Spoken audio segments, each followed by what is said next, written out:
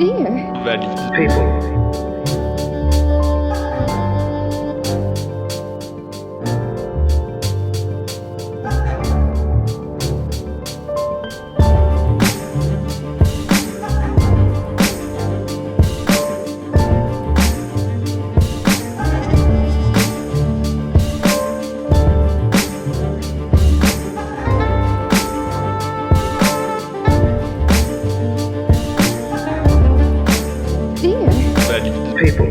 Bonjour à tous et à toutes. On est ici pour partager une table ronde autour de la convergence des luttes.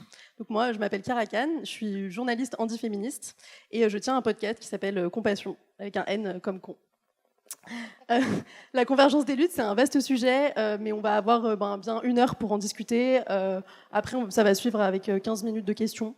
L'idée, c'est de vous proposer un temps de réflexion partagé pour poser un peu les bases de ce qu'on essaye de défendre ici, au Handifest, et de performer aussi.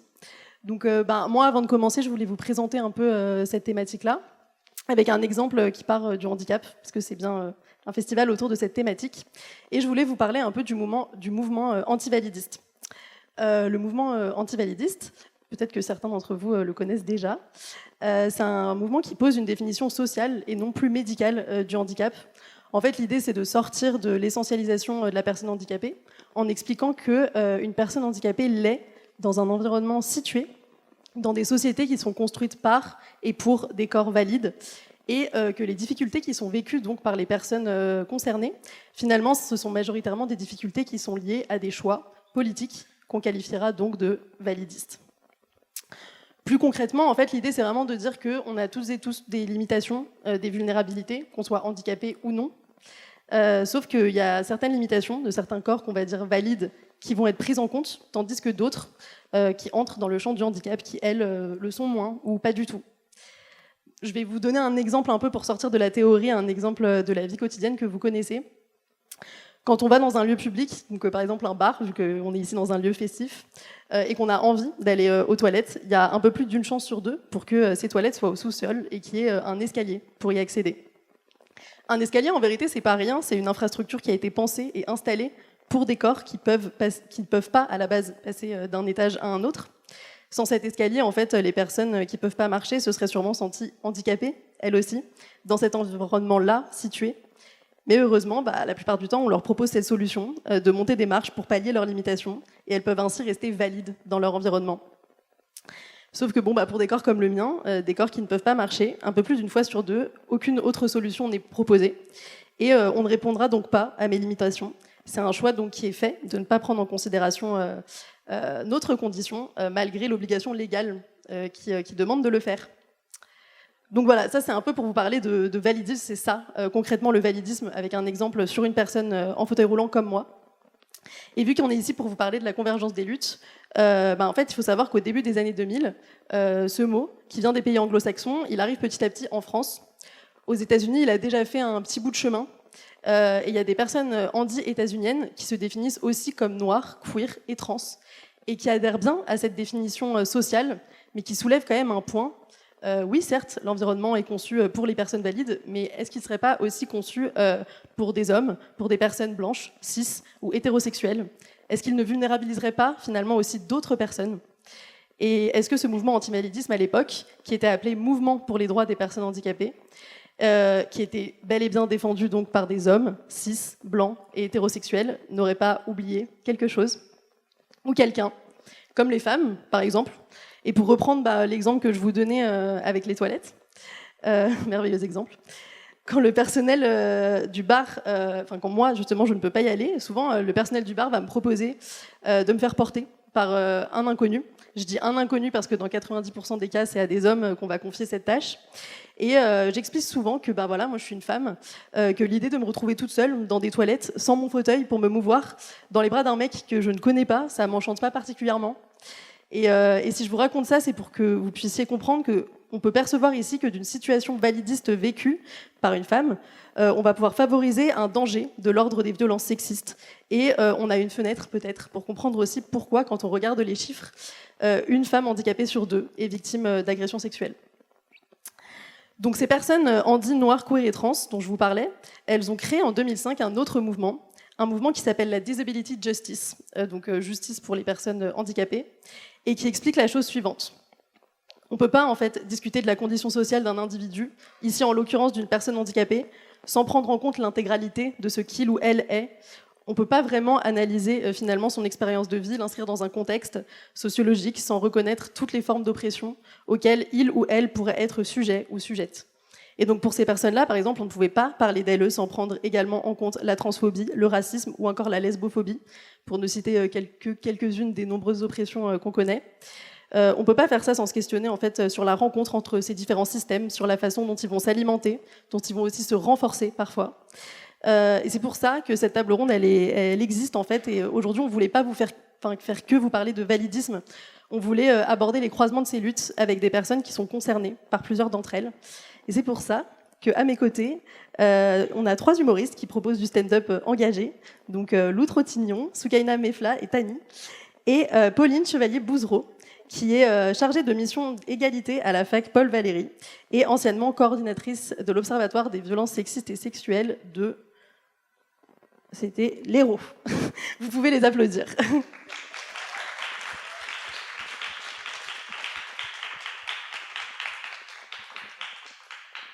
Merci. Il fait super chaud. En tout cas, moi je vous ai présenté, voilà, c'était un petit peu professionnalisant finalement, mais je voulais vous laisser l'opportunité de vous présenter vous-même de la façon dont vous le souhaitez, pour qu'on comprenne un peu d'où vous allez nous parler. Coucou. Pardon, pas du tout professionnel quoi. Moi c'est Lou Trottignon, je suis humoriste et je suis aussi une personne trans non binaire. Donc, je suis une personne transmasculine. Et voilà, et je fais du stand-up et des blagues, et l'intersectionnalité des luttes a toujours fait partie de ma manière de travailler. Salut, moi je suis Soukaina, je suis humaine, voilà, avant tout. Sinon je suis aussi humoriste et comédienne. Voilà, je fais pas mal de stand-up en rapport avec le handicap parce que je suis handicapée. Et voilà, et la convergence des luttes, j'en parle aussi pas mal dans mon stand-up. Moi, c'est Tani. Je suis comédienne, humoriste. Et donc, je fais du stand-up depuis, on va dire, 8 ans. Et je parle dans mon spectacle effectivement d'antiracisme, de queerness. Et en fait, on pourra y revenir plus tard, mais en gros, j'ai grandi dans la Normandie, dans la campagne, en étant noire et lesbienne. Donc, j'ai tout de suite compris le concept de différence, on va dire, et de minorité par rapport à la norme. Donc, de fait, j'essaie de prendre en compte la convergence des luttes aussi dans mon travail. Bonjour, waouh, arrivé après les 3. Donc je suis Pauline, je suis une femme cis, blanche, valide, bourrée de privilèges, mais je suis aussi féministe et je suis engagée dans ma vie personnelle et professionnelle sur les questions de violences sexistes et sexuelles. Et je trouve extrêmement intéressant de voir comment on en prend en compte la convergence des luttes et l'intersectionnalité actuellement dans notre société. Bon, en tout cas, si vous êtes ici, c'est parce que, qu'il s'agit de votre stand-up ou de ton travail à toi, Pauline. Vous avez tous décidé de faire un travail engagé. Moi, j'ai même envie de dire militant, parfois. Tani, toi, dans ton spectacle, tu parles des femmes noires et lesbiennes. Tu dis, par exemple, je me suis permise de faire une petite citation de ton stand-up. J'espère que je ne spoil pas pour ce soir. Tu dis, nous sommes lesbiennes noires, nous les lesbiennes noires, on existe. On est comme le consentement ou le clitoris. C'est vrai que jusqu'ici, on n'était pas très connus, mais on est bien là. Toi, Lou, quand on vient te voir, tu nous parles de transphobie et tu nous accueilles avec un bienvenue au spectacle où on ne sait pas si c'est une manif ou un spectacle. Avant d'ajouter, c'est bien une manif. Et toi, Soukaina, tu montes sur scène avec une couronne de fleurs en honneur à Frida Kahlo, qui est ici, qui est une icône anti-féministe, pour celles et ceux qui ne le savent pas. Et toi, Pauline, tu accompagnes des victimes donc de violences, mais tu es aussi activiste sur le terrain depuis environ 15 ans, si je ne me trompe. Mais avant du coup de parler de cette convergence des luttes, je voulais que chacune, comme vous agissez à vos échelles, sur des luttes qui vous concernent aussi, je voulais vous demander quel était l'élément déclencheur finalement, qu'est-ce qui a fait que vous avez décidé de vous engager ou de parler de ces sujets. Merci. C'est pas évident de savoir quel est l'élément déclencheur du féminisme, puisque c'est des petites choses qui s'ajoutent petit à petit en fonction des rencontres. Moi, je dirais que c'est depuis que je suis étudiante, parce que j'ai réfléchi à la question que tu m'avais posée quand même avant. Donc en première année de Master 2, en premier jour de Master 2, j'ai une prof qui nous a demandé dans la salle de nous lever si on était féministe. Et en fait, je m'en suis voulu après parce que j'ai réfléchi avant de me lever. Mais je l'ai fait quand même et je me suis dit qu'à partir de là, il fallait que j'arrête de réfléchir et que je commence à m'engager un peu plus sur ces questions-là.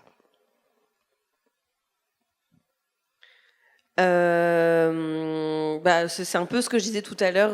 Je pense que j'ai assez vite compris le fait de se sentir hors norme. Et au début, je ne devais pas du tout être humoriste. J'ai fait des études d'ingénieur. Mais j'ai quand même fait mon mémoire pour la petite histoire sur l'accessibilité de l'espace public pour les personnes handicapées. Donc du coup, ça m'a... Ouais, il y avait un peu quand même une envie d'avoir un truc militant, de faire un truc engagé quand même dans mon travail. Et après, on va dire que j'étais quelqu'un de très timide.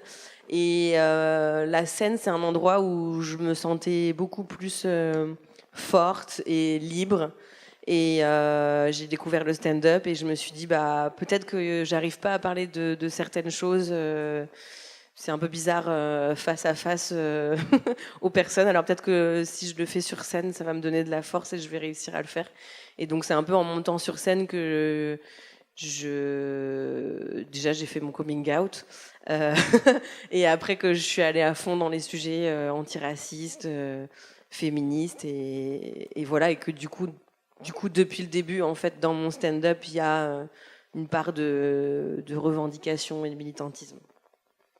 Et juste, du coup, tu as fini tes études et tu as commencé le stand-up juste après ? Ouais, j'ai travaillé quand même dans le domaine, du coup, au moins quand même 5-8 ans. J'ai fait beaucoup de stand-up en parallèle que je travaillais encore. Après, j'ai failli faire un burn-out et je me suis dit non, je vais faire que du stand-up. Je préfère rire. Mais tu as bossé dans l'accessibilité en ingénierie ou pas du tout ? Non, j'ai fait sur mon mémoire qui était à Lyon. Mais après, je suis partie à Paris et non, c'était autre chose. C'était les logements sociaux. Voilà, mais après, c'est une autre partie de ma vie. Merci pour ton CV. Moi, un petit peu comme Tani, je n'étais pas du tout dans ce monde-là de base, dans l'humour. J'étais journaliste auparavant. Et puis, j'ai un peu connu les deux facettes de la vie. Donc, Andy est valide.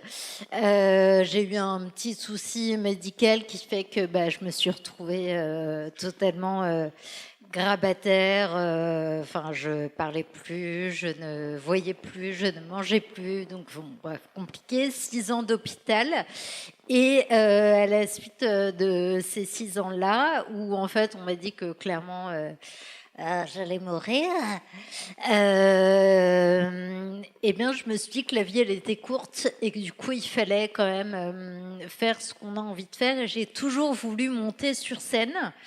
Et en fait, je me suis dit quoi de mieux que raconter des blagues pour essayer de sensibiliser en tout cas l'humain à cette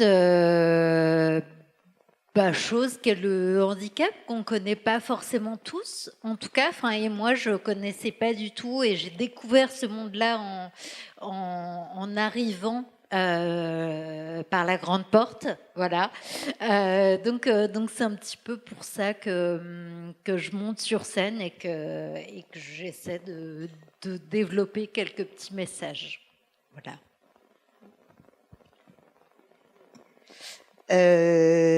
La question c'était comment j'en suis venue à m'engager. Ouais. J'ai pas trop réfléchi. En fait, j'ai commencé le stand-up, je pensais que j'étais une meuf cis hétéro. Arrête de rire, Tani. Personne n'y croyait, hein. Tani non plus.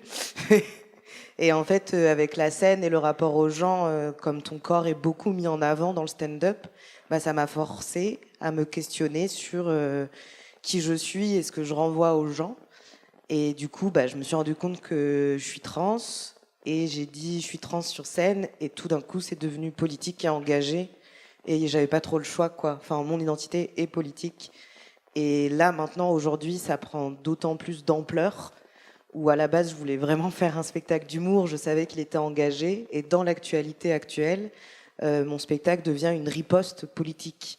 Et ça, c'est quelque chose. Je sais pas pourquoi je suis belge maintenant, mais... Mais il y a vraiment ce sujet, je trouve, de est-ce qu'on choisit vraiment de s'engager ou est-ce que c'est pas la situation qui fait qu'on s'engage, finalement? Bah, dans le stand-up, avant, enfin, je suis une des premières personnes trans en France dans l'humour à parler de transition en tant que personne concernée et tout. Et du coup, bah, forcément, même avant que moi je dise que c'est militant, c'était considéré comme militant, de toute façon. Oui, c'est pour ça que j'employais ce terme au départ, d'ailleurs. Et je tiens à dire qu'il est souvent connoté négativement et que je comprends pas vraiment pourquoi. Si ça veut dire précurseur ou précurseuse, moi je prends, mais voilà. Vas-y si tu veux ajouter quelque chose. Je vois dans les interviews que les gens confondent militant et agressivité. Ouais. Sachant que agressivité, ça va vite, hein, avec eux.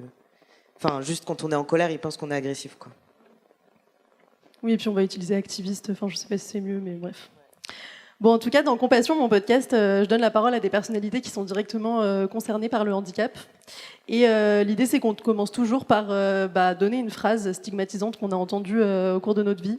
Donc, vraiment, ça va de tout à n'importe quoi, mais ça peut être des trucs du style de la bienveillance mal passée, comme t'es vraiment quelqu'un de génial malgré ton handicap, ou des trucs assez violents comme vous avez vraiment du courage de rester en vie.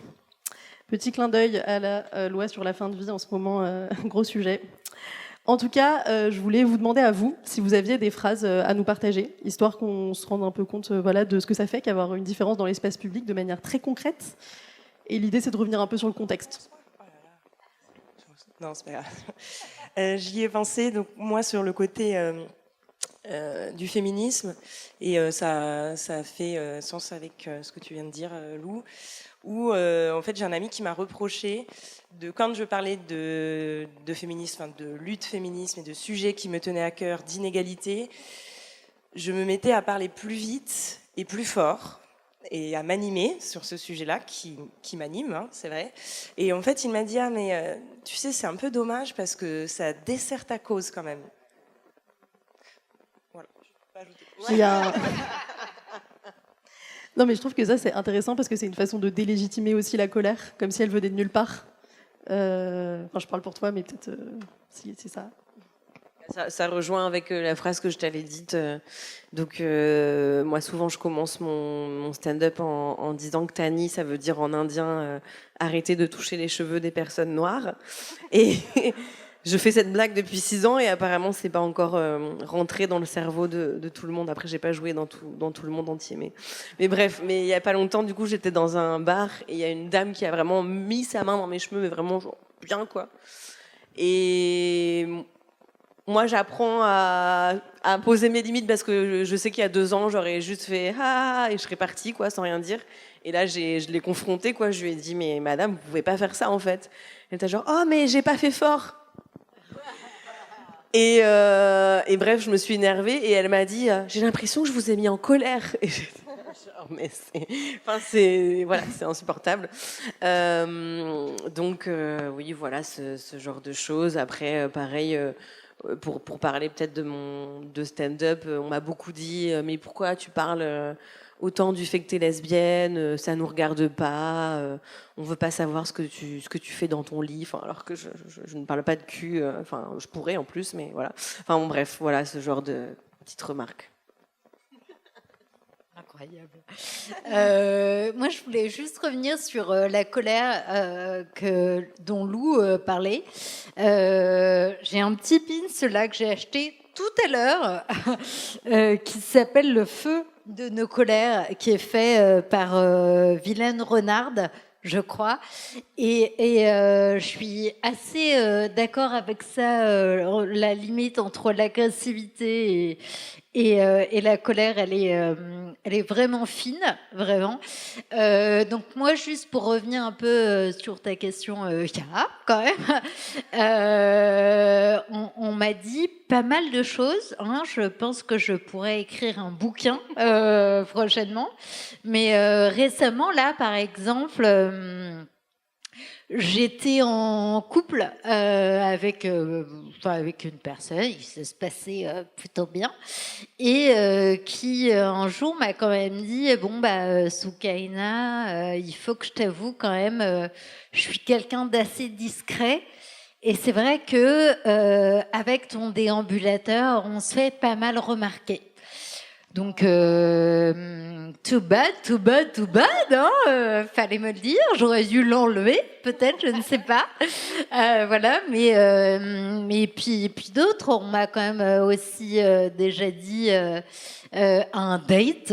Et ça, c'était merveilleux, que j'étais pas le genre de meuf qu'on présentait à ses parents. Hein. Ah bah non, malheureusement non. Et puis il a rajouté derrière, parce que comme c'est un mec assez classe, il a quand même rajouté derrière, c'est comme si je présentais une grosse à ma mère. Donc voilà, red flag, on peut le dire, red flag.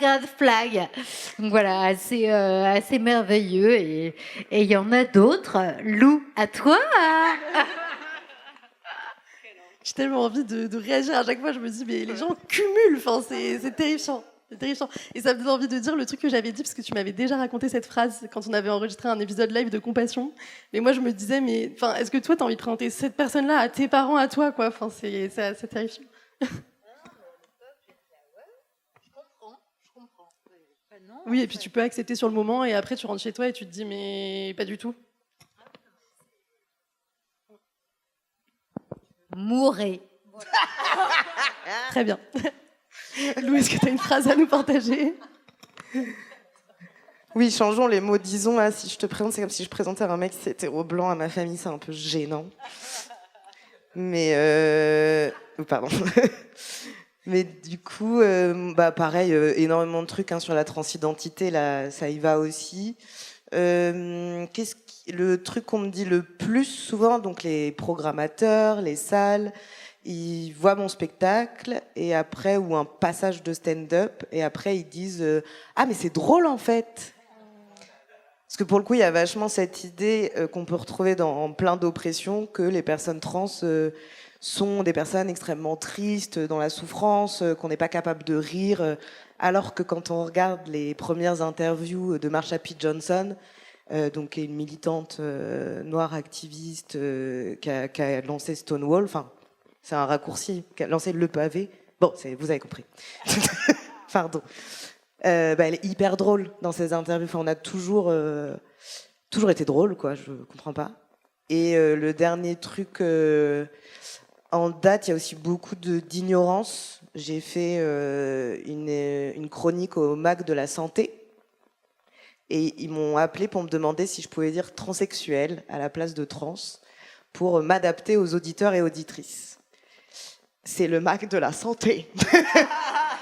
Donc je les ai renommés MAC de la santé approximative. Mais voilà, enfin, mais plein de trucs comme ça. Bah oui, mais bon. Tu veux... Juste, je revenais parce que vous parliez des programmateurs et programmatrices de stand-up. Moi, dans le stand-up, c'est pas forcément des programmateurs ou programmatrices, quoique ça peut arriver, mais aussi d'autres stand-uppers ou stand-uppeuses qui m'ont dit « Ah, mais t'as quand même de la chance parce que t'as un accessoire... et on te reconnaît, quoi. Donc, tu as de la chance d'être handicapé et de monter sur scène, quoi. Voilà. Merci beaucoup. On m'a déjà dit que si j'avais autant d'abonnés et que mon spectacle marchait, c'était parce que j'étais lesbienne et noire. Et c'est bien connu que ça... Il y a beaucoup de lesbiennes noires qui remplissent des stades et tout. Montons un club, les gars. Mais en fait, on en revient à des enjeux de... Vas-y, tu veux réagir? Non, je suis juste pour me plaindre aussi. Vas-y. Ouais. Oui, le nombre de fois on m'a dit, je remplissais à guichet fermé à mes tout débuts. Donc c'est quelque chose quoi. Et on m'a dit, ah bah ça sert d'être trans pour remplir quoi. J'étais, ouais. Mais oui, tout le temps. De toute façon, c'est toujours le sujet. Enfin, on va te rattacher tout le temps à ton identité. On va revenir à ça à chaque fois, quoi que tu fasses. Tu pourras faire tout ce que tu veux pour sortir de ce cadre-là, et on y retourne sans cesse. C'est parfois un peu fatigant, je pense. Et c'est bien pour ça que vous essayez d'en parler peut-être différemment aussi. Mais pour rentrer un peu plus dans le vif du sujet de la convergence des luttes, vous avez pris quand même conscience des injustices à votre échelle, mais après vous avez toutes et tous décidé d'agir sur le collectif, de toucher d'autres personnes, des personnes qui peut-être vous ressemblent, mais aussi des personnes qui sont plus éloignées en fait de vous. Et toi, Lou, justement, quand on s'est eu au téléphone, tu m'as dit que ton spectacle il parlait beaucoup aux personnes handicapées. Tu m'as expliqué que tu abordais la thématique du rapport au corps, de la façon dont la société, y compris le corps médical, allait tenter de contrôler le corps, tenter de le façonner. Et est-ce qu'ici, on n'entre pas dans une critique qui dépasse aussi la question de la transidentité, finalement, pour parler justement à d'autres personnes? Oui, toutes les oppressions qui touchent au corps, et notamment au corps médical, sont très liées. Moi, je parle beaucoup dans mon spectacle du contrôle des corps qu'il y a sur les personnes trans, notamment la médicalisation des personnes trans. Dire que la transidentité est une maladie mentale, là, c'est maintenant autorisé de le dire sur Instagram. Moi, quand j'ai demandé à avoir le papier qui dit que je suis une personne trans et que je peux avoir accès à des aides. Ils ont enlevé de dysphorie de genre, mais je suis en incongruence de genre. Ça ne veut rien dire, ça veut juste dire qu'ils comprennent pas ce qui se passe. Et c'est sûr qu'il y a du lien avec comment on nous demande de nous adapter, d'adapter notre corps. Par exemple, moi j'ai fait une mammectomie, donc j'ai enlevé mes seins, mais c'est pas du tout un truc que beaucoup de personnes trans font ou qui est obligatoire dans une transition. On peut tout à fait garder sa poitrine et toujours être valide en tant que mec trans. Mais il y a un peu cette obligation-là. Quand on va voir le psychiatre, il faut faire semblant qu'on veut être dans les normes. Vraiment, il faut aller les voir en disant oui, je veux un labrador, une maison, un mari qui cuisine pas. Mais sinon, ils te donnent pas la validation, quoi. Donc moi, j'y suis allée en tant que non-binaire PD. J'ai rien compris, quoi. Donc j'ai pas eu le papier tout de suite. Voilà.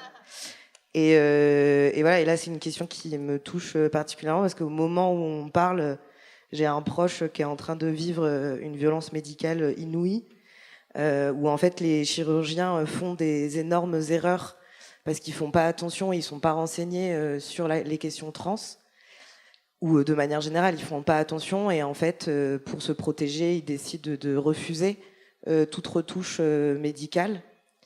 Et donc c'est extrêmement grave et en fait ça passe à la trappe parce que nos corps ne sont pas importants, quoi. Donc je pense qu'il y a beaucoup d'oppression dans laquelle on peut se retrouver. Il y a beaucoup de... Pardon, j'ai du mal à... Je suis émue. Mais je pense que toutes les questions du corps et notamment les personnes intersexes aussi. Par exemple, on est en train d'essayer de... pas moi. Il y a une loi qui essaye de passer pour interdire les transitions aux personnes mineures, alors que les opérations forcées sur les personnes intersexes existent toujours et arrivent sans le consentement des personnes intersexes. Donc en fait, c'est un truc que je dis beaucoup, quand c'est pour rentrer dans la norme, les opérations sont totalement acceptées, et quand c'est pour en sortir, là, elles le sont plus. Et donc ça, je pense que ça recoupe à plein d'endroits, pas que la transition, quoi. Oui, il y a ce gros sujet vis-à-vis des personnes handicapées, justement, à qui on va potentiellement proposer des interventions pour permettre à leur corps de se rapprocher au maximum d'un corps qui va ressembler à un corps valide, alors même qu'à certains moments, ça ne va pas du tout améliorer leurs conditions de vie. Et puis je ne parle même pas de l'estime de soi et de tous les dégâts psychologiques que ça peut avoir par la suite. Et donc on rentre vraiment dans ce même champ, quoi, on veut des corps qui se ressemblent, qui correspondent à cette norme, et on va même aller jusqu'à passer par des interventions non consenties pour le faire, quoi. Et il y a un documentaire qui s'appelle Fils de Garche, qui a été réalisé par une personne handicapée qui s'appelle Rémi Gendarme, et qui traite beaucoup de ces questions-là, d'ailleurs. Pauline, toi, tu as accompagné des femmes qui ont subi des violences conjugales. Tu as été écoutante de victimes et de témoins, pour la plupart de personnes valides, ou du moins présentées comme telles, parce qu'on peut avoir un handicap invisible, 80% des handicaps le sont. Il t'a fallu un peu de temps pour découvrir que les femmes handicapées sont elles aussi concernées, qu'elles sont peut-être même les premières concernées par ces sujets. Pourquoi est-ce qu'on entend si peu parler finalement ? Je reviens un peu plus. Oui. Au niveau des institutions, c'est encore compliqué. Hein. Enfin, vous l'avez dit aussi là, dans les témoignages, on n'a pas de. Enfin, il y a toujours un oubli quelque part où on se dit bon on va faire des lois, on va essayer de prendre en compte certaines inégalités, et puis il y a un oubli de les prendre en compte dans leur intégralité. Ça bouge pas encore très vite, et je trouvais qu'il y avait des chiffres qui étaient intéressants. Il y a un organisme qui s'appelle Femmes pour le dire, Femmes pour agir, qui s'occupe de la ligne de lutte contre les violences sexistes pour les femmes en situation de handicap. Donc spécifiquement, c'est une ligne téléphonique, je pourrais donner aussi le numéro, et qui est aussi accessible par mail pour des personnes qui ne peuvent pas téléphoner. Et elles ont sorti en 2022 des chiffres que j'ai trouvé intéressants par rapport aux personnes qui les ont appelées. Donc c'est pas par rapport à toute la population, hein, mais en tout cas sur les personnes qui les ont appelées, elle disait que presque 10% estimaient être devenues handicapées suite à des violences qu'elles ont subies. Et les violences qui étaient rapportées sont des violences psychologiques, des violences verbales, enfin psychologiques 70%, verbales 50%, physiques 47%. Et ensuite viennent des violences économiques et financières, des violences sexuelles, administratives, médicamenteuses et cyberviolences.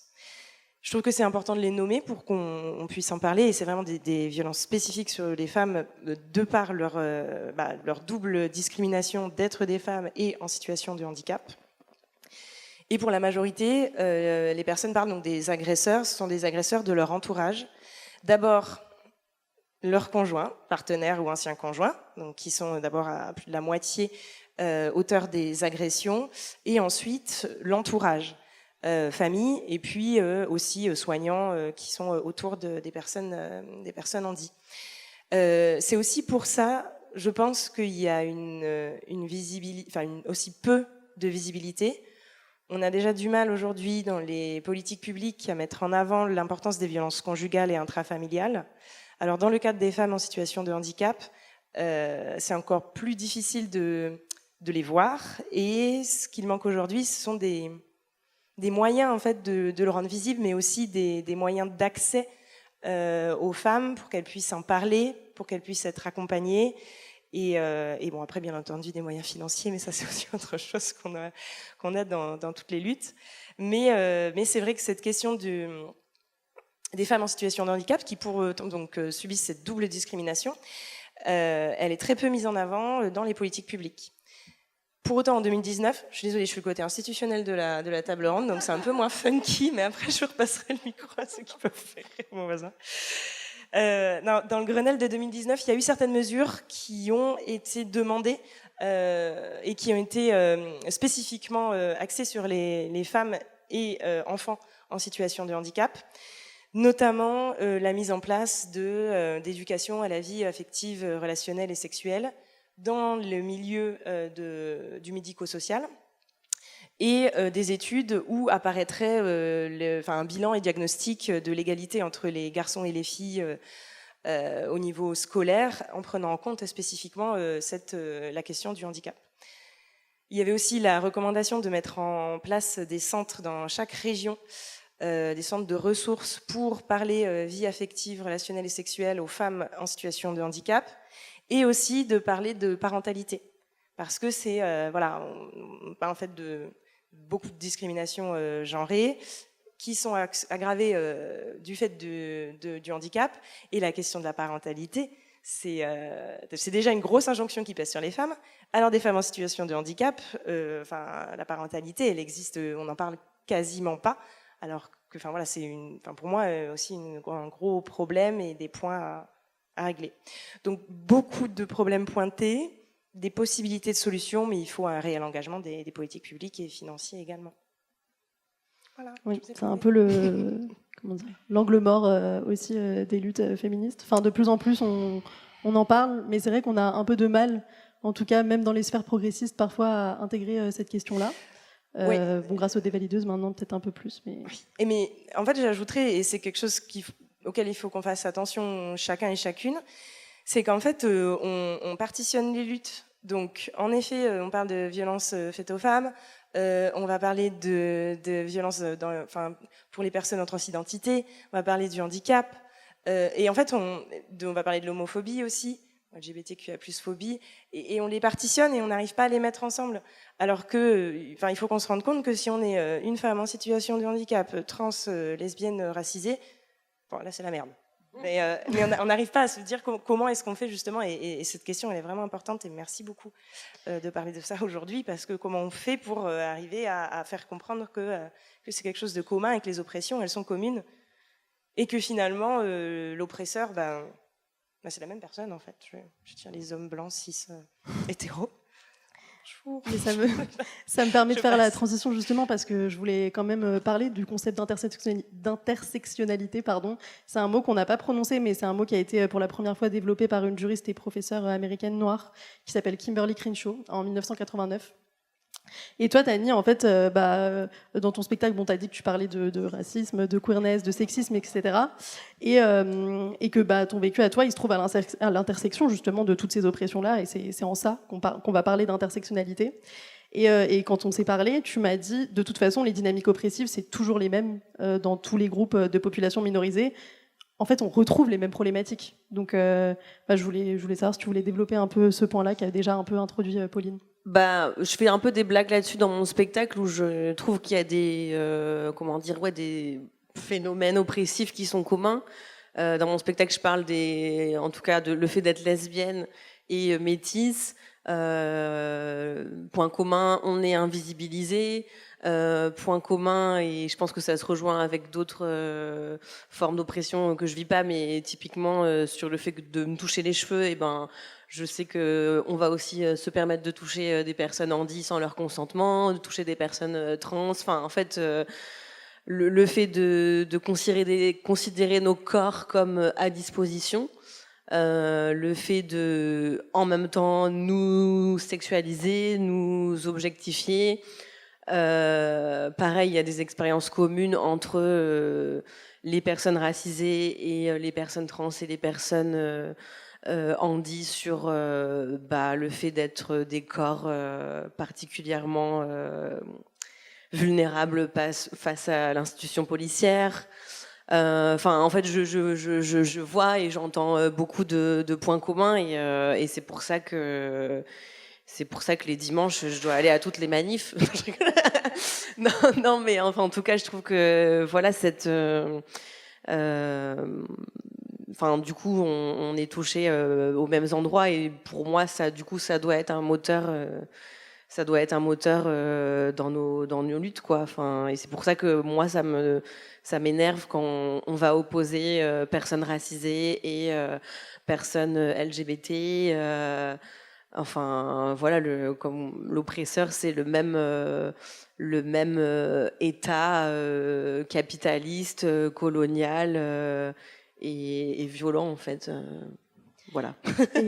Non, mais tu dis le mot capitalisme, je pense qu'on ne l'avait pas encore nommé, mais il y a quand même ce capitalisme néolibéral.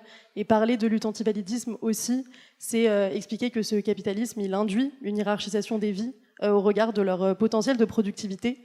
Et souvent, les populations minorisées, c'est des populations qui sont considérées comme pas assez productives. Du moins, vraiment, dans la lutte antivalidiste, on part de là. Et je pense que c'est un endroit qui est très intéressant pour analyser aussi les autres formes de lutte. Et voilà, donc, in fine, oui, l'ennemi, il est quand même commun. Ouais. Est-ce que je peux juste rebondir sur le Bien sûr. côté capitaliste? On parlait tout à l'heure de normes. Et en fait, pour moi, j'ai l'impression que la norme fait partie du capitalisme. C'est-à-dire que on est obligé aujourd'hui d'être dans une case pour être considéré par la population française, mais mondiale, en fait, par la société. Et c'est, je pense, l'un des principaux problèmes aussi aujourd'hui, c'est qu'on doit tous être étiquetés valide, pas valide, métis, LGBT, racisé, etc. Et on en parlait un peu aussi au téléphone. Moi, il y a un mot que je supporte pas, c'est invalide. Parce que du coup, ça veut dire qu'on est invalidé par qui? Par la société, et que du coup, toutes les autres personnes sont valides, et donc nous, on est forcément exclus d'une société où déjà on nous voit très peu. Et quand je dis invalide, invalidé, c'est pas forcément que des personnes qui ont un handicap moteur, physique ou mental. Ça peut être des personnes LGBTQIA+, des personnes racisées. Et je pense que c'est aussi un véritable souci aujourd'hui. Alors, je n'ai pas de solution, hein, mais voilà, je voulais rebondir juste là-dessus. Non, mais je pense que c'est intéressant aussi de se questionner sur combien la pensée néolibérale, elle nous pousse nous aussi à l'individualisme et à se dire, bah voilà, je rentre dans telle ou telle case de l'identité. Et peut-être qu'à un moment donné de l'histoire, c'est nécessaire parce que voilà, on a besoin de revendiquer ce qui est de l'ordre de l'oppression qu'on va subir au quotidien. Mais il y a vraiment cet enjeu de la réinscrire aussi dans un contexte collectif et de se questionner sur comment on peut agir ensemble, parce que c'est pas les uns les unes les autres à côté les uns les unes des autres qu'on va réussir à faire avancer les choses finalement. Et pour te reposer une question à toi, Soukaina, en tout cas, il me semble que tu fais la première partie de Loup. Tu l'as faite? Oui, j'ai fait la première partie de Loup. Merci encore, l'autre Tignon. C'était génial. Et tu m'as dit que tu te questionnais toujours sur parfois la réception de tes blagues, que tu essayais de heurter personne, justement pas que des personnes voilà, qui vont être concernées par tes sujets, mais voilà, de pas faire je sais pas, des sorties de route, quoi, comme je voudrais les appeler. Et je me disais que justement, vu que le but, c'est de se comprendre entre nous, comment tu fais, toi, par exemple, pour prendre conscience un peu de questions qui ne te concernent pas? Alors, honnêtement, j'essaie de m'informer, en tout cas de parler avec des gens qui eux, sont concernés par des sujets que personnellement je ne maîtrise pas. Mais après, effectivement, on n'est jamais à l'abri d'une fausse route, comme tu dis. Et généralement, je m'excuse si jamais je dis quelque chose qui, je sais pas, peut paraître transphobe parce que je m'en rends pas compte, raciste parce que je m'en rends pas compte. Ça arrive rarement, hein, mais si ça arrive, je m'excuse, quoi. Mais l'idée, c'est plus d'essayer de s'informer, et puis même dans l'écriture, en fait, des blagues, c'est de se dire, est-ce que cette blague-là peut heurter quelqu'un? Je veux dire que même si cette blague est drôle, qu'elle me fait rire ou qu'elle fait rire des collègues, copains, copines, etc., est-ce que je vais pas heurter une communauté? Est-ce que, et du coup, c'est aussi beaucoup de relecture, de travail un peu en amont vis-à-vis de ça, parce que c'est vrai que c'est une réelle peur que j'ai, parce que évidemment je fais des blagues aussi pour sensibiliser, mais au-delà de sensibiliser, c'est aussi pour faire rire et faire attention quand même à ce que je peux dire et à qui je peux le dire, quoi. C'est un peu de l'humour en conscience, quoi. Je sais pas comment l'appeler. J'espère. J'ai l'impression de t'avoir demandé, peut-on rire de tout Oui, oh mon Dieu. Non, je ne te ferai pas ça. Mais bon, en tout cas, ce que tu dis, c'est que c'est vrai que malgré les efforts, c'est dur d'atteindre un idéal en fait de déconstruction plein et parfait. Et que je vais encore revenir au handicap, on est un peu là pour ça, hein. C'est que vous m'avez toutes et toutes dit que même si c'était un sujet qui vous touchait, en fait cette thématique du handicap, parfois c'était pas forcément évident de l'intégrer dans vos stand-up, etc., ou même de pouvoir respecter les normes d'accessibilité, parce que on évolue dans un environnement qui ne respecte pas ces choses-là, donc comment on fait nous pour porter ces messages? Et je parle aussi pour toi d'ailleurs, Soukaina, parce que c'est pas parce que on a un handicap qu'on comprend tous les autres types de handicap. On peut être en mobilité réduite et ne pas avoir conscience des enjeux des personnes sourdes ou malentendantes. D'ailleurs, je voulais vous en profiter pour qu'on applaudisse les personnes qui ici nous aident à faire la traduction. Et Lou, toi, dans ton spectacle, tu as, enfin, en tout cas, tu as essayé ou tu es en train de traduire ton spectacle en LSF avec un comédien sourd et trans qui va le reprendre. Ouais, Comment ouais, ça s'est fait? c'est un projet. Donc là, il y a des séances. Je fais pas du psy, je fais du stand-up.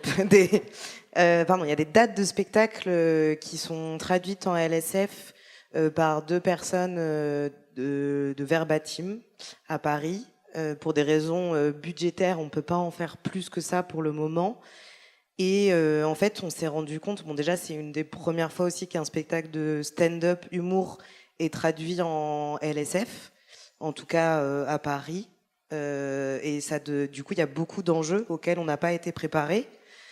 Notamment, le stand-up, c'est très culturel. Enfin, c'est des références culturelles. Et en fait, il n'y a pas les mêmes références culturelles entre personnes entendantes et personnes sourdes et ou malentendantes. Donc, il y a une grosse adaptation à faire. L'humour, c'est basé sur le rythme, à quel moment le mot est dans la phrase. Donc, c'est aussi un énorme travail. Et à côté de ça, il y a tout le jeu. Et en fait, quand il y a l'interprète et moi qui joue, c'est impossible d'avoir les yeux aux deux endroits. Donc, on est en train de lancer un projet qui va se faire sur le long terme pour qu'une personne trans sourde reprenne le spectacle et l'adapte complètement, et que ce soit une date de spectacle où moi je suis pas sur scène. Et en fait, ça me parle beaucoup que ce spectacle soit repris carrément par une autre personne, soit adapté. Donc voilà, c'est un projet sur le long terme et on l'a mis en place. Enfin, moi j'ai voulu mettre ça en place, cette traduction en LSF. Parce que j'ai rencontré un psychiatre spécialisé dans l'accueil des personnes sourdes et malentendantes qui est venu à mon spectacle et qui m'a dit qu'il retrouvait énormément de ressemblances entre le traitement des personnes trans et ou intersexes et le traitement des personnes sourdes. Donc c'est ce qu'on disait tout à l'heure, c'est que le médical va imposer le fait de devenir entendant par des opérations, alors qu'il est tout à fait possible de vivre en tant que personne sourde et malentendante. Et du coup, enfin voilà, après j'ai rencontré d'autres personnes et ça s'est fait. Et puis par ailleurs, c'est magnifique sur scène d'être à deux comme ça, de partager la scène. Je trouve ça trop beau. Et voilà, ça répond à la question. Ah oui, et non, il faut pas revenir sur un sujet d'avant. Ah d'accord. Qu'est-ce qu'on fait? Non, tu n'as pas le droit. Non, c'est juste par rapport aux questions d'avant aussi. Désolée, du coup, je fais par rapport au fait qu'on sépare vachement les oppressions et tout. Avant-hier, j'étais à une conférence où on parlait de ça, et il y a une personne qui a dit quelque chose qui m'a beaucoup parlé, c'est que par exemple, il faudrait arrêter d'utiliser le jargon d'entreprise dans nos luttes. Par exemple, de toujours parler d'inclusivité, de diversité, et plutôt nommer les discriminations. Et c'est la première fois que j'entendais ça, et moi, ça m'a grave parlé au lieu de dire, mais on est inclusif, on est divers, de dire, non, il y a telle discrimination, on va la traiter. Je sais pas si c'est très clair, mais ça m'a parlé. Si, mais je trouve qu'il y a une difficulté à faire rentrer les mots transphobie, validisme, racisme, etc. Dans les institutions, comme si c'était des mots à charge négative. Et c'est le cas, en fait, mais ce n'est pas parce que tu nommes l'oppression qu'elle n'était pas déjà présente auparavant. Et il y a un peu ce côté de parce que toi tu pointes du doigt le système, c'est comme si tu étais à l'origine de celui-ci, alors qu'en fait tu ne fais que le nommer pour pouvoir lutter contre. Et je pense que c'est le début de la politisation, en fait. Mais est-ce que tu voulais ajouter quelque chose là-dessus? Là-dessus, non, c'est bon. Merci. N'hésitez pas, si vous avez des trucs où vous voulez réagir et tout, c'est pas. Mais Pauline, toi, tu as mis en place un dispositif pour recueillir la parole des femmes, donc une cellule d'écoute. Est-ce que tu vas penser à quelque chose pour recueillir la parole des femmes handicapées ou d'autres femmes? Est-ce qu'il y a des dispositifs qui s'adaptent justement aux intersectionnalités? Alors là, actuellement, je suis en effet écoutante, mais au sein de l'université Paul Valéry. Donc c'est l'université qui met en place cette cellule dans laquelle on est plusieurs à pouvoir être saisis par des victimes de violences et de discrimination. Au sein de Paul Valéry, il y a aussi un service spécifiquement pour l'accompagnement des étudiants et étudiantes en situation de handicap. Pour le moment, ça fait 2 ans que je vérifie et je n'ai pas eu de personnes qui ont demandé une adaptation spécifique par rapport à quand on les a reçus pour les entendre sur les violences. Moi, je pense qu'il faut qu'on travaille surtout sur la question de la prévention et notamment sur je reviens encore prévention sur la vie affective. Mais nous, on est dans une université, on fait pas mal de sensi et d'événements et d'ateliers sur la question du couple, de la sexualité, du corps, du rapport à soi. Et en fait, il faut vraiment qu'on inclue, et ça, on le fait. On a commencé à le faire à Montpellier et on va le faire sur notre campus de Béziers, lors de journées sur ces thématiques-là, où justement on fait en sorte de faire aussi de la prévention en prenant en compte les personnes en situation de handicap. Il y a des assos qui commencent à faire des ateliers et des informations et de la prévention sur ces thématiques-là. Je crois que d'ailleurs en ce moment, il y a aussi un atelier sur cette thématique. Donc là, c'est dans le sens où je peux le prendre en compte. Après, les victimes que j'ai rencontrées qui sont venues spécifiquement parce qu'elles avaient subi des oppressions multiples de par leur handicap, on ne sait pas encore. Donc je ne peux pas vous dire sur l'expérience. Mais je ne dis pas que ça n'existe pas. Oui. Je sais que ça existe, mais sur l'action de la communication et comment on communique de manière large en disant qu'on est consciente de toutes ces discriminations et justement on veut les nommer. Bon, le problème c'est qu'on n'a pas assez de place sur nos flyers si on veut mettre vraiment tous les noms des discriminations des personnes qu'on va avoir. Mais c'est pas évident aussi justement de dire en fait venez, n'hésitez pas à en parler. C'est un accueil bienveillant, safe et on est ouverte à toute oppression. Bon, bah, au moins, là, ça aura été dit ici, si jamais. Et non, puisqu'on a souvent voilà aussi cette phrase militante de assez femmes pour être violées, mais trop handicapées pour être crues. Il y a cette idée aussi que c'est très difficile d'aller témoigner d'une violence quand on est concerné, parce que souvent, on n'associe pas les femmes handicapées au champ de la sexualité. Et peut-être que c'est aussi pour ça que Soukaina, tu racontais toutes ces remarques qu'on t'a faites en début de la table ronde. Mais bon, en tout cas, moi, je voulais faire quelque chose pour la dernière partie de ce talk, parce qu'on va pas pouvoir rester éternellement. Mais c'est de parler aussi de ce qui se passe à l'intérieur de nos communautés, parce que maintenant qu'on a discuté du fait que c'est important de s'unir, de faire des choses ensemble, il y a quelque chose aussi à dire, c'est que la violence, elle existe aussi. Il y a de la violence intracommunautaire. Et en fait, ça nous arrive à nous aussi de nous tromper, comme on l'a dit. Mais la question, c'est qu'est-ce qui se passe en fait quand on se trompe ? Est-ce que le cadre imposé par nos communautés, c'est pas aussi parfois une forme de moralisme, et c'est un terme que je n'invente pas. Je reprends Elsa Deck-Marceau, qui a écrit le livre Faire justice, et qui a créé un collectif qui s'appelle Fracas, et qui est un collectif d'aide à la gestion dans les conflits militants. Et parce que voilà, c'est quelque chose qui est réellement présent. Et Pauline, toi, tu as accompagné aussi des agresseurs, je crois, des agresseuses. En tant que féministe assumée. Agresseur. Agresseur. Ouais. Et voilà, et tu as réfléchi à la façon dont on travaille leurs paroles. Est-ce que ça a été facile pour toi de faire comprendre, voilà, que tu faisais ça ? En fait, c'est intéressant. Donc c'était, ça fait 10 ans. C'était il y a 10 ans et pendant 5 ans à peu près, j'ai accompagné des personnes, des auteurs et agresseurs de violences, majoritairement des violences conjugales et intrafamiliales. Et moi, je trouve que c'est là que mon militantisme féministe s'est le plus développé. Parce qu'en fait, on se rend compte aussi en accompagnant les personnes qu'il y a des choses communes et qu'en fait, des choses à travailler de l'ordre sociétal, de lutte contre le patriarcat et le capitalisme aussi, mais on n'y est pas toujours. Et donc, c'est là que moi, j'ai trouvé que c'était vraiment... je me suis accomplie aussi dans cet engagement féministe d'accompagnement des agresseurs. Parce qu'en fait, si on le fait sans cet engagement féministe, ça n'a pas de sens. On peut lui dire c'est pas bien, on va taper sur les doigts, mais si on lui explique pas que en fait dans chaque couple, quelle est la place pour lui, pourquoi est-ce que il a une supériorité à un moment qui est induite par la société, qui lui repense qu'il faut qu'il travaille là-dessus, on n'y arrivera jamais. On peut pas uniquement accompagner des victimes et ne jamais travailler sur les agresseurs. Et ça, c'était donc vraiment sur les questions de violence pour les personnes dans le cadre judiciaire que j'ai accompagné, et ça m'a aidé aussi à dire que à côté dans les luttes féministes en tant que militante, d'expliquer aussi à mon entourage que c'est bien pour un homme cis de parler, de vouloir déconstruire, de s'intéresser à ces questions-là, mais la première chose qu'il a à faire en fait, c'est d'arrêter de parler, c'est de se taire, c'est de plus se faire entendre à un moment pour pouvoir laisser la place à d'autres personnes. Et ça, c'est quelque chose qu'on n'apprend pas aux garçons dans le mode d'éducation qu'il est. Et ça, ce côté auteur, agresseur, homme, il faut qu'on le travaille. Pour moi, c'est indispensable si on veut arriver à notre révolution féministe, queer, handi, validiste, LGBTQIA+, phobe de mieux. Voilà. Si on met tous les termes là, en tout cas, il faut qu'on travaille avec les auteurs et c'est pas évident toujours de le faire comprendre parce qu'il y a des gens qui n'ont pas envie de mettre leur énergie dans le... Tout à fait entendable. Après, moi, j'ai été payée pour le faire, donc c'était pratique. Mais voilà. C'est pas souvent que le travail militant est financé. Hein, c'est ça. Et à l'extérieur, par contre, en soirée, quand on commençait à me lancer un peu sur des questions, j'ai dit en fait là, je suis en off, je suis pas là pour t'éduquer, donc tu peux te renseigner tout seul. Et par contre, si tu veux, je peux faire un taux horaire et là, je t'expliquerai comment on fait pour être davantage. Mais en soi, on peut comprendre aussi voilà, cette envie d'arrêter d'être tout le temps dans une position où il faut expliquer, etc., d'en avoir marre.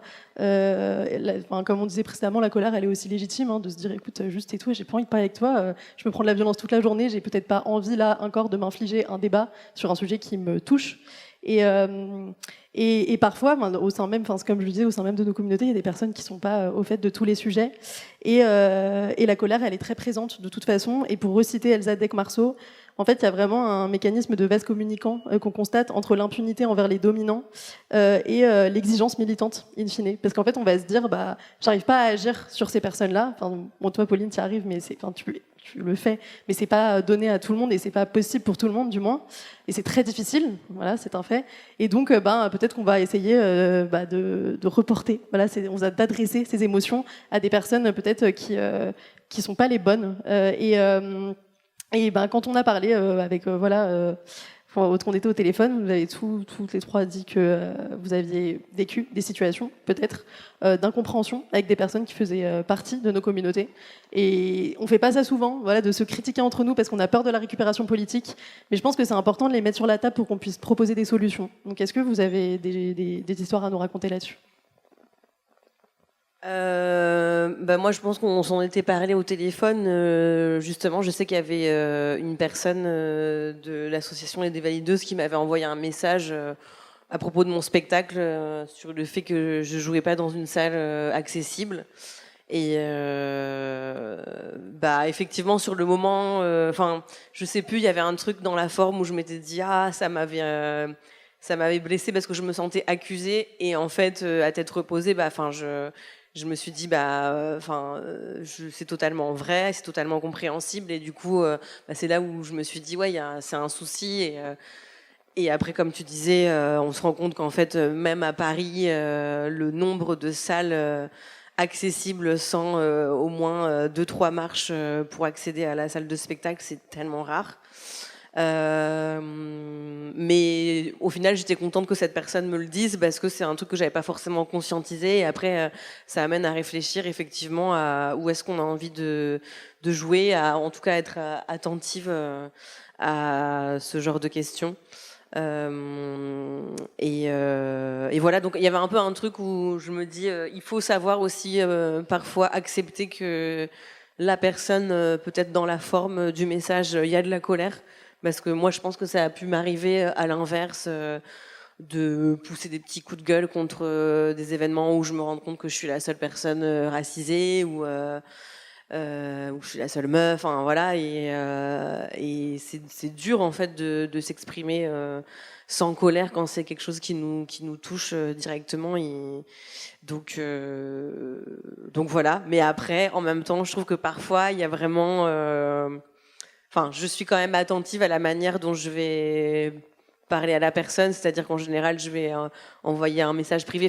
J'ai l'impression qu'il faut aussi être attentif au fait que on va peut-être pas directement call out une personne qui est déjà minorisée en public. En tout cas, je me dis, j'ai quand même un peu de vigilance par rapport à ça.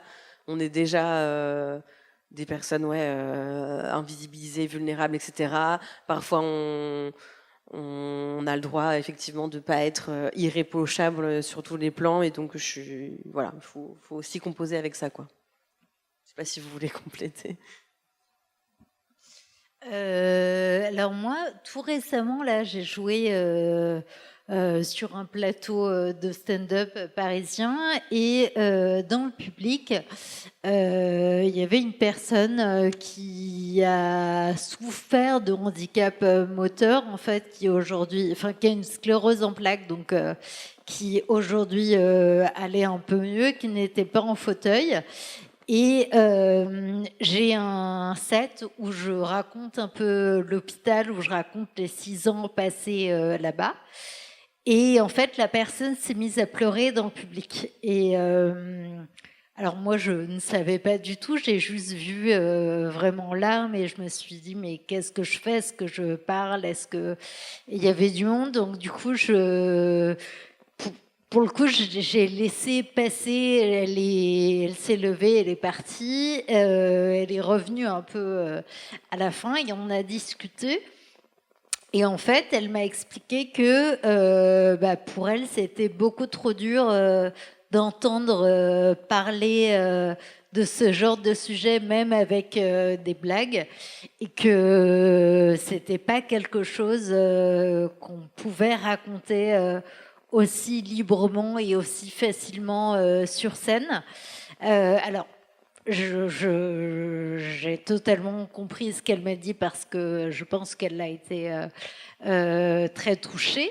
Mais au-delà de ça, je considère que moi, en tout cas, ce que j'essaie de faire, c'est aussi de la sensibilisation et de raconter un petit peu ce qui m'est arrivé et dire que on peut s'en sortir aussi. Enfin, on peut essayer d'aller mieux moralement et puis en étant entouré, etc. Donc c'était 2 points de vue qui étaient divergents. Ceci, oui, qui divergent. Je me suis excusée parce que je ne cherchais pas à lui faire de la peine, mais je lui ai dit que c'était un set que je garderais et que je rejouerais parce que moi, c'est quelque chose qui me fait du bien, qui m'apporte et qui peut-être peut parler à d'autres personnes. Lou? Oui, par rapport pour rebondir directement à ce que raconte Soukaina, c'est un truc qu'on a pu me dire aussi que mon spectacle était transphobe. Pardon. Oui, mais parce que j'utilise l'image du mérou et je sais que le mérou c'est un poisson qui change de gamète, il change pas de genre. Le mérou n'a pas conscience du genre. Il n'y a pas de mérou drag queen dans l'océan. Voilà, c'est un raccourci que je fais. Mais j'ai écouté. Enfin voilà. Mais c'est en fait souvent comme on n'est pas beaucoup à en parler publiquement, les gens s'attendent à ce que on représente toutes les personnes trans, toutes les personnes handies, toutes les personnes racisées. Et en fait, non, moi, c'est un truc que je dis dans mon spectacle. Ce que je raconte, c'est vraiment mon vécu. Et c'est juste que comme on est 3-4, en tout cas dans le milieu du stand-up, à parler de chaque sujet, les gens s'attendent à ce qu'on représente tout. C'est pas possible, quoi. Et pour revenir à cette question intracommunautaire, c'est une vraie question très, très importante et très délicate qu'on a du mal dont on a du mal à parler. Et Tani le disait très bien, c'est que on est une communauté a priori anticarcérale et on peut pas traiter notre communauté en excluant des gens, par exemple en excluant des personnes trans qui n'ont accès que à certains lieux et qui du coup tu les exclus, mais elles vont où? Et est-ce que ça n'invite pas aussi à de la récidive? Donc qu'est-ce qu'on fait en fait de tout ça? Et tout en prenant hyper soin des victimes aussi. Enfin, c'est des vraies questions où en fait on n'est tellement pas accompagné en termes de financement par l'État ou quoi que ce soit que oui, on galère un peu, on fait des erreurs. Mais je trouve c'est important d'en parler. Il y a très peu d'espace pour en parler. Enfin, même là, j'en parle, j'ai peur de ce que je dis. Moi aussi, j'ai eu peur en posant la question. Ouais. Ouais, mais alors que c'est des vrais sujets. Et moi, du coup, par rapport à mon spectacle, à mon travail, j'ai eu les mêmes messages que Tani sur l'accessibilité des lieux où on joue. Il faut aussi savoir que nous, on a des spectacles où on parle de sujets. Déjà, on n'a pas trop le choix des salles où on joue. Faut qu'on soit accepté par la programmation. Là, en ce moment, je joue dans un théâtre. C'est l'un des seuls théâtres qui a accepté de prendre mon spectacle qui parle de transition. C'est au Saint-Georges et en fait, ils ont des escaliers, je sais pas quoi, au patrimoine de je sais pas quoi. Et ils sont jolis, hein, mais ça sert à rien. Enfin, et du coup, ils veulent pas les enlever. Enfin, et au-delà même de parler d'accessibilité pour les personnes à mobilité réduite, il y a aussi les sièges. C'est pas du tout fait pour les personnes grosses. Enfin, c'est vraiment, il y a un gros manque d'accessibilité dans les théâtres, mais nous, on n'a pas masse le choix, et c'est vraiment un gros problème. Du coup, moi, j'ai essayé de faire une date à la Flèche d'Or qui est un lieu accessible PMR, mais ça s'est pas très bien passé. J'ai fait plein d'erreurs. C'était aussi traduit en LSF, c'était la première fois. Et on a écouté les retours des gens. Moi, j'ai tendance à accepter la communication qui passe par la colère. Parce qu'en fait, et je remercie quand les gens passent par autre chose que la colère, pas parce que je remercie dans les deux cas, mais c'est juste que je sais à quel point c'est difficile de parler à quelqu'un d'une oppression qu'on est en train de vivre en amenuisant les émotions qu'on ressent. Donc en fait, j'accepte que ça passe par la colère, je comprends. Et après, on prend tout et on écoute. On dit aux gens merci, c'est très précieux. Et on change après ce qu'on nous a dit de changer, quoi. Et en fait, c'est qu'il y a tellement peu d'informations, de contenu que oui, j'ai essayé quelque chose. C'était maladroit à plein d'endroits, mais je suis très content de l'avoir essayé parce que ça m'a permis d'être au contact de ces personnes-là et de faire mieux après, quoi. Donc voilà, et il y avait aussi la question dont on a parlé de la lumière du spectacle, par exemple. Mon spectacle, c'est beaucoup de personnes queer. On est une communauté très neuroatypique. Oui. Et il n'y a pas que les personnes queer qui sont neuroatypiques, mais c'est quand même très présent dans nos communautés. Et c'est vrai que mon spectacle, au début, les lumières n'étaient pas accessibles à tout le monde. Et en fait, on l'a changé. En fait, les gens pensent souvent qu'on peut rien changer, à part cet escalier là au patrimoine de je sais pas quoi, où je suis pas architecte et je peux pas le défoncer. Les lumières, ça se change. En fait, il y a plein de trucs qu'on peut adapter beaucoup plus que ce qu'on pense. C'est juste que souvent, on n'essaye pas, je pense. On en revient à la thématique. On va faire une mission pour le Saint-Georges. Il y a tellement de bâtiments pour lesquels il faudrait faire une mission dans ce cas-là. Mais bon, est-ce que vous avez quelque chose que vous auriez envie d'ajouter, un conseil, un truc que vous n'avez pas dit? N'hésitez pas. Tout le monde, c'est bon. Bon, je pense qu'on va pouvoir clôturer cette table ronde qui a duré longtemps. Il y a plein d'autres ateliers, il y a d'autres ateliers et d'autres choses à faire, donc ne partez pas. Et voilà, je voulais juste conclure un peu sur cette thématique de la convergence des luttes et vous dire que le principal, je pense, dans un premier temps, c'est juste de se souvenir de les recontextualiser, de se rappeler qu'on a une histoire commune et que quand on lutte contre le validisme ou le sexisme, comme moi par exemple, faut pas oublier que la suprématie des hommes valides, elle s'est formée dans un contexte de domination qui est aussi capitaliste, en relation avec l'histoire de l'impérialisme américain, la conquête coloniale, le patriarcat, etc. Et qu'on évolue dans un environnement qui est constitué de tout cela. Et qu'une fois qu'on sait ça, on peut comprendre que les raisonnements discriminants, ils se soutiennent les uns les autres, et qu'on peut même parfois pas vraiment savoir d'où vient la discrimination, comment exactement elle est en train d'opérer. Donc je pense que c'est très très important qu'on soit tous unis face à ça, et qu'on fasse preuve de fluidité et de bienveillance, et aussi peut-être apprendre à accepter cette colère, comme on a dit. Et moi, j'ai juste une petite chose à dire. Je pense qu'on peut tous, chacun, apporter sa pierre à l'édifice, un peu pour revenir sur ce que disait Lou par rapport à la flèche d'or.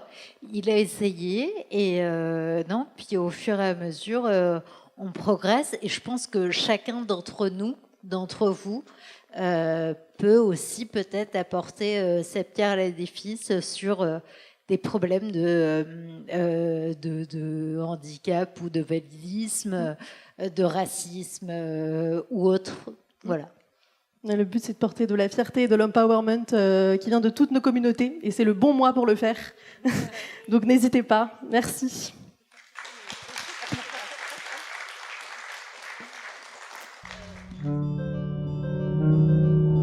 Dear valid people.